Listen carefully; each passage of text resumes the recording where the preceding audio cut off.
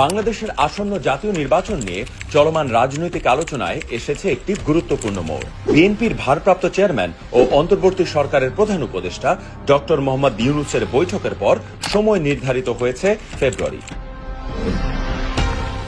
কেউ কেউ বলার চেষ্টা করছেন বিএনপি তাদের প্রস্তাবিত সময় পায়নি, কিন্তু এটা সবাই বুঝতেই পারার কথা যে ফেব্রুয়ারির এই সমঝোতা আসলে বিএনপির কূটনীতি আর চাপের ফসল। ফলে অনেকের চোখে বিএনপির ডিসেম্বর চাওয়া যদি একটি চরম দাবি হয়, তাহলে নির্বাচন ফেব্রুয়ারিতে আসা সেই দাবিরই স্বীকৃতি। বর্তমান অন্তর্বর্তী সরকারের যুক্তি ছিল নির্বাচনের প্রস্তুতি ও কমিশনের কার্যক্রমের জন্য সময় দরকার।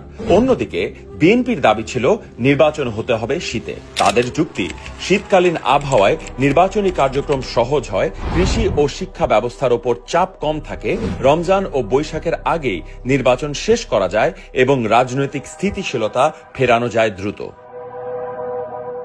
রাজনীতি যখন জনগণের স্বার্থকে প্রাধান্য দিয়ে সমাধানে পৌঁছায়, তখন তা গণতন্ত্রের জন্য ইতিবাচক ইঙ্গিত। রাজনৈতিক লড়াই মানেই সব সময় রাজপথে উত্তেজনা নয়, অনেক সময় আলোচনার টেবিলেই নির্ধারণ হয় দেশের ভবিষ্যৎ। রাজনীতিতে দাবি দাওয়ার জায়গা থাকলেও চূড়ান্ত লক্ষ্য হওয়া উচিত জনগণের কল্যাণ ও জাতীয় স্থিতিশীলতা। ফেব্রুয়ারির এই সমঝোতা কোনো পক্ষের জয় পরাজয়ের মাপকাঠিতে নয়, বরং বাস্তবতা ও আলোচনার জয় হিসেবেই দেখা যেতে পারে।